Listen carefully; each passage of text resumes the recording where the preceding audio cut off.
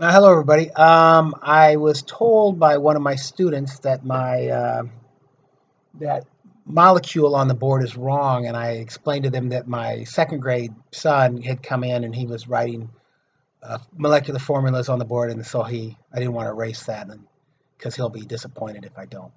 He's pretty interesting kid. So anyway, I didn't want you to think that, and that bothered some of my chemistry students who, if you didn't know, I was making these at my lunch, and the kids come in my office all the time, so I just set it up and I said, you can come in during the lunch, but don't talk, so I make a video. So anyway, this is lesson number 61.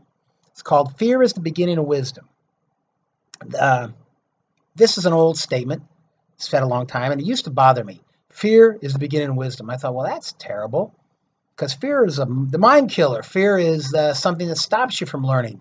One of the worst things you can do, I think, as a teacher, is have a scary environment where a kid is afraid to make a mistake, because that's the only time you can learn. If you have, I coached football, and I saw this happen once. There was two linebackers, and the one linebacker on the other side of the play ran past the near side linebacker and got his hand on the runner and missed, and the runner went on. And the coach chewed out the one who missed the tackle, who never should have been there in the first place. And I thought, you idiot. He went above and beyond the call of duty, was out of his area, and missed a tackle. Now he's never going to try that again, because now you've made him afraid to make a mistake. And so you've made that where, thanks, you've made that where the kid is afraid to do anything. So you've got to remove all fear when you're trying to learn. And so I thought, well, fear is the beginning of wisdom. That's just doesn't make any sense to me at all. And I dislike that, because as I said, probably the most important thing of learning anything is you got to remove fear. I worked with a wrestling coach once, and he was a great coach, and he said, go out and make mistakes. He always wanted his wrestlers to try things, try a double leg, try a single, and he never, if they tried a shot and they failed at it, hey, at least they tried. And he always grew great wrestlers later on as they were going in and making mistakes. So that was important. So anyway, fear is the beginning of wisdom.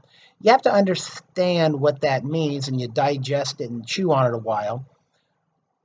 In my opinion, I think this is important, because fear is the beginning of wisdom, because it's the first time that a person, could be a child, could be an adult, realizes that the world is way bigger than them, that they are not the center of the universe, that they are small, insignificant, and biodegradable, that there is so much more than just them. You could look at it as from a psychological standpoint. It's almost like they're no longer an id, where it's there, and it could be a childish thing, where I'm hungry, I want this, the world revolves around me. So this, I think, is a good statement. The fear is the beginning of wisdom. The first time you know you can be beat, the first time you know you are not the center of everything, the first time you know there are things more important than you, the first time you realize that, hey, the team is more important than the individual, the first time you realize, hey, my family's more important than me, the first time you maybe realize the good of the many outweigh the good of the few. Those are some examples of what this statement means. Fear is the beginning of wisdom. A tiny newborn child thinks that they're the center of everything. I've seen people, I saw this happen where a kid was twisting on a cat. I don't know why the cat didn't bite him or scratch him. And this other adult grabbed the kid and twisted his arm, and the kid had such a strange look on his face. This was back in the old days when you could do that to kids. And the kid, I remember looking at the kid's face, and I thought, wow, that kid's never thought anyone could do that to them. Plus, he never extrapolated that could hurt the cat. They just thought, I am this God inflicting things on others, and that can never happen to me. And the kid then, probably the kid wasn't really afraid then, but the kid was more shocked. But the idea that fear is the beginning of wisdom, fear meaning, hey, I am not invulnerable. I am not everything. There are things outside of me, and all those pieces are necessary for you to then grow as an individual. I I often use the example of Albert Einstein, but there are other scientists where he kind of says, "Wow, a physicist realizes study quantum mechanics, and you'll go, wow, there's so much more than me. I am in awe. I am in fear. I am in, and I don't mean fear as in you're terrified, but I mean just wow. There's everything.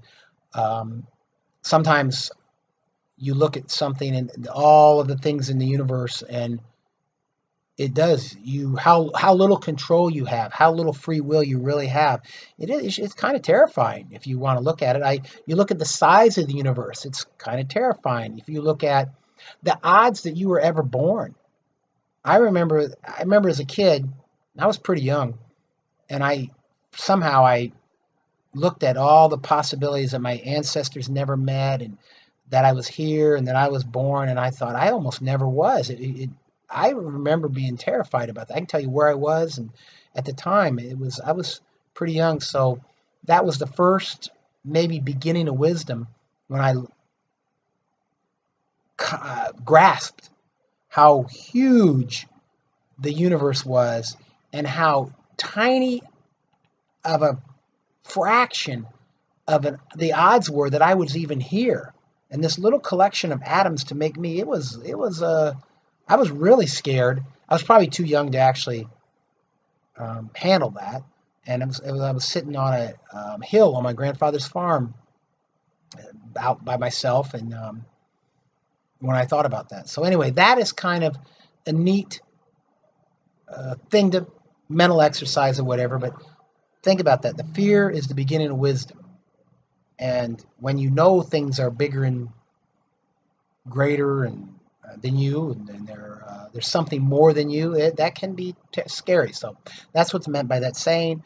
Hope that clears something up, or maybe made someone think. Hope this helps somebody. Thanks a lot.